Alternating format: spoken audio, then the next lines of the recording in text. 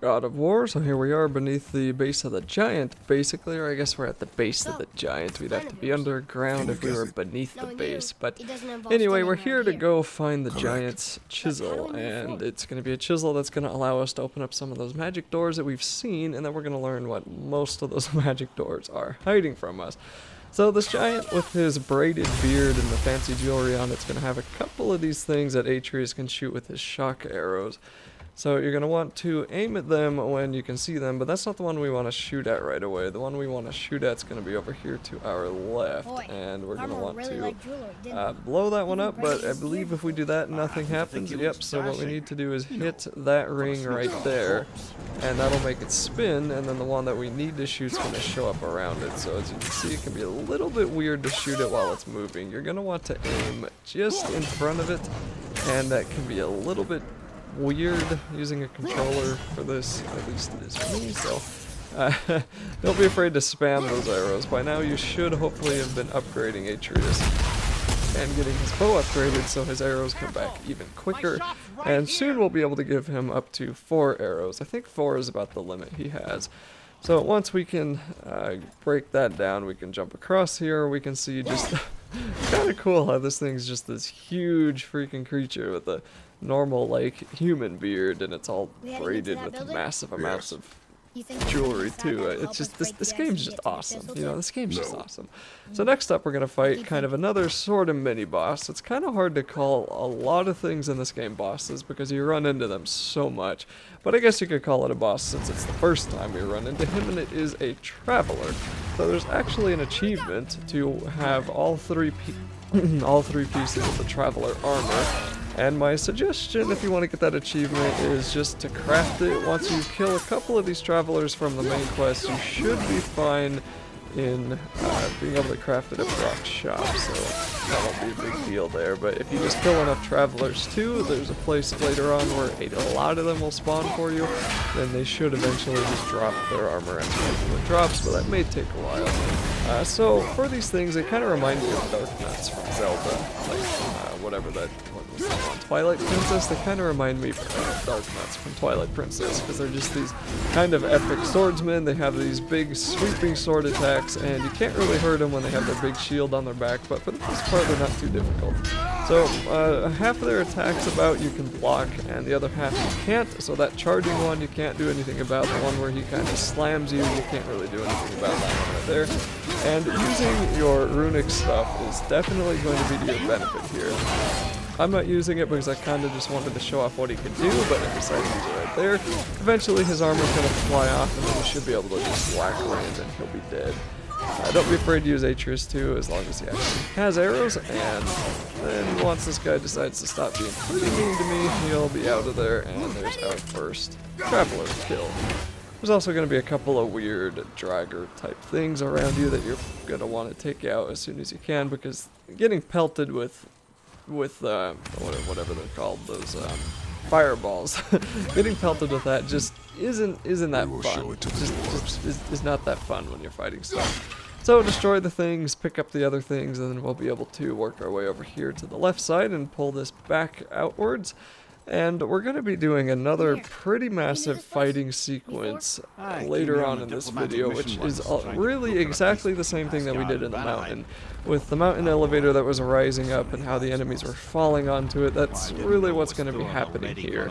And we're going to do that, I think, one more time in the campaign, and it might happen another time in the overall story in general. I can't remember if we do it more than 3 times, but they really liked that sort of combat scenario, I guess. And you gotta realize too, when you're playing this game, a lot of stuff masks itself as a load screen, so I imagine that's probably part of it, but a lot of the stuff that slows you down, or the rooms that have like doors that take a second or two to open, those are masking the load screens. The portals that we can walk through eventually between the different warp points in Midgard here, those are the load screens. And when you use the world tree and it takes like 30 to 40 seconds to reshuffle all the routes and pick up and move and open up the door, that's the load screen. So it kind of makes you wonder, is it better just to sit with the load screen, or is it better to have that really cool one? I think it's better to have that really cool one, because if you've ever played a game like Final Fantasy 15,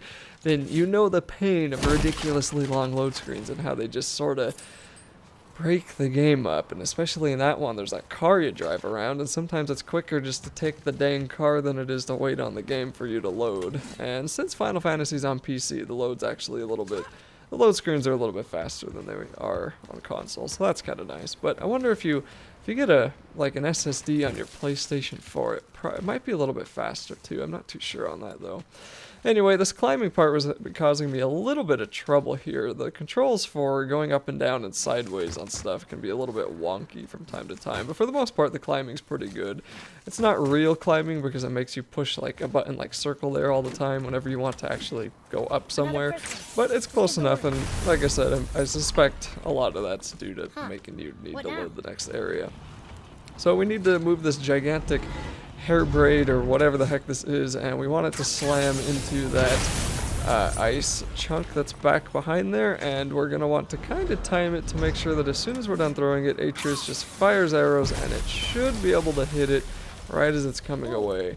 And then I believe we have to do this twice. Yes, it looks like we have to do it a second time, and then we'll just spam the arrows again. Don't be afraid to just fire them off at that place. I always have a problem in this game with aiming higher than I need to. I don't really know why, but anyway, that's going to knock that down, and then we'll be able to start climbing up part of the hammer. And the whole reason we're doing this is because we need to get the hammer to fall onto the ice, which takes Atreus an embarrassingly long amount of time to figure out. So the ice, of course, is below there is where the chisel is, and also a couple of other really cool places. So there's another bong down there. We could shoot that if you want, and that'll open up this this ice cube wall, this icicle wall, so then we can open up this chest. But remember, all of these kinds of red chests are completely optional.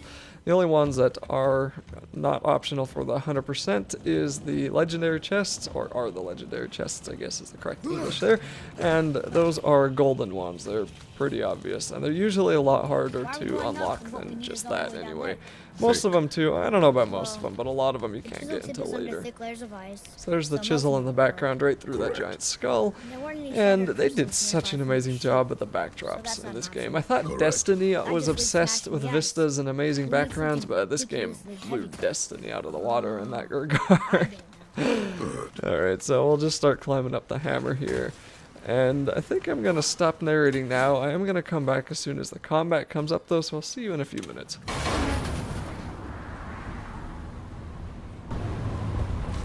How are we going to turn the hammer so it lands near the chisel tip? Not possible. We cut it free, write it down, and figure out what comes next after. So your plan involves a whole bunch of luck then? You are welcome to suggest a different one.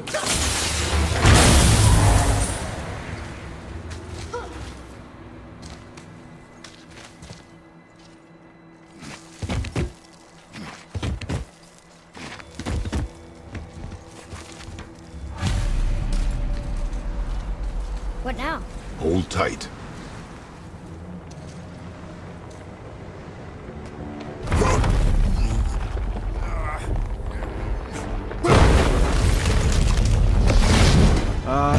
This plan seems ill-advised. Jump!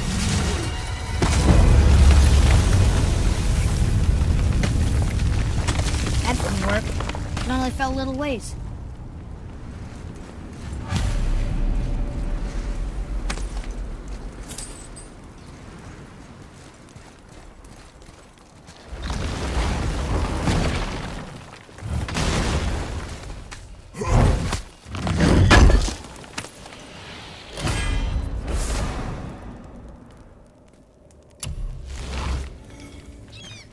I guess I probably didn't really need to stop narrating there, but whatever, I'm lazy today. So this is going to be the puzzle room that is a very odd room, because the story that Atreus is going to tell us about the sand bowl is that it's going to say, like, summer, winter, or summer, fall, winter, spring, and the order that they say it's in isn't the order you're supposed to put the wall in, or I'm just completely confusing the symbols there. So if we look on the wall, we can see that there's a flower, a leaf, a snowflake, and a sun.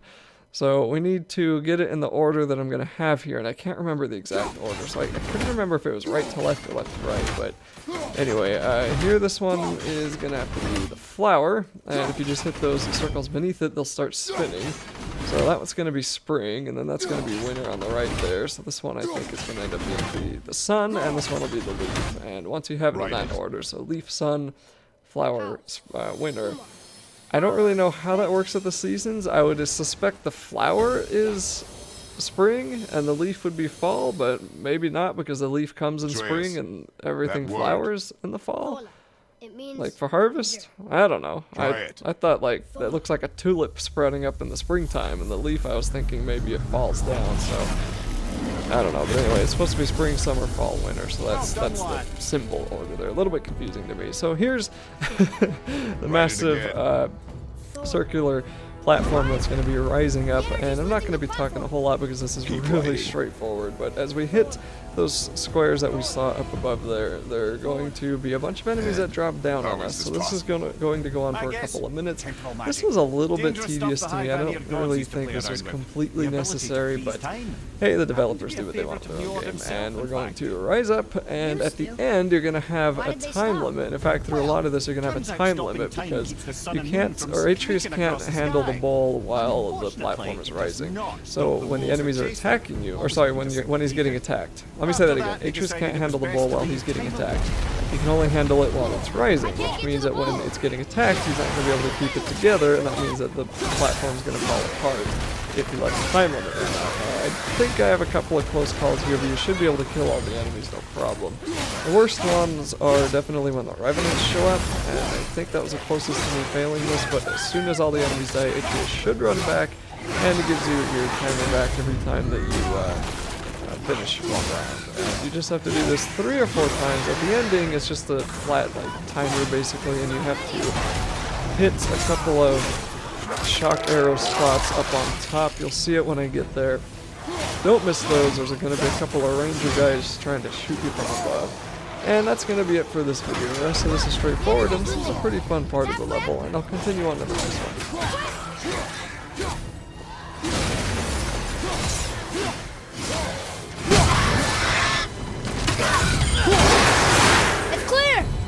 Back to writing before the floor collapses.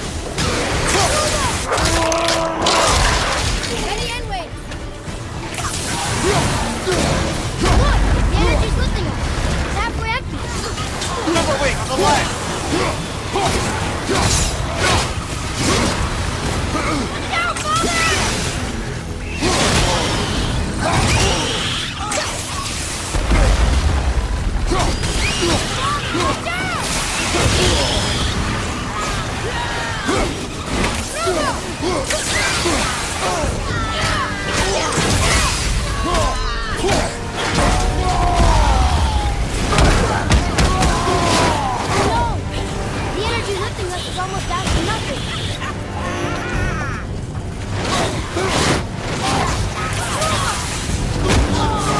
Look! We're almost to the top!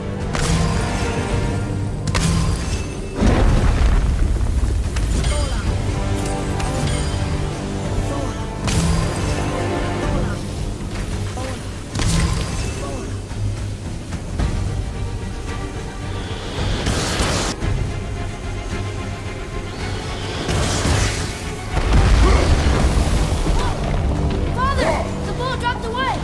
Look alive!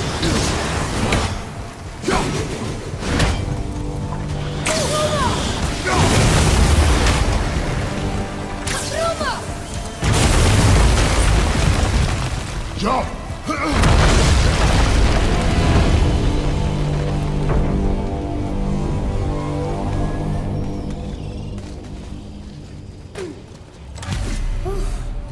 You did well. Thanks. The boy. Just having a little fun, you big grump.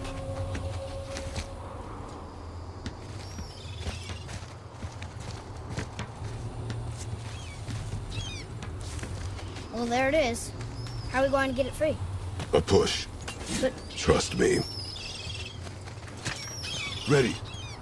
Dig in and push with everything. yes, sir.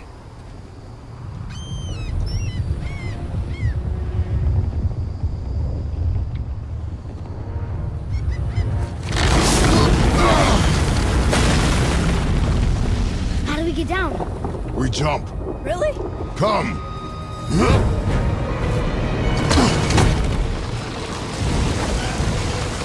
Do not panic. Why would I panic? I have you.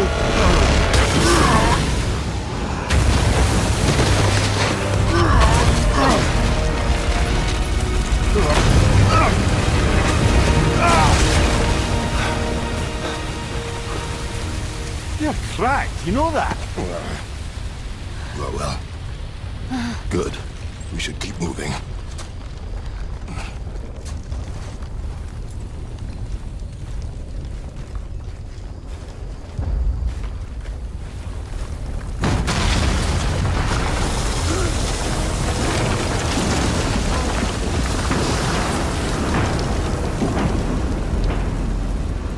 The chisel tip. Give the man credit. He has a talent for destroying things. Remember that, Head. Never leaves my mind.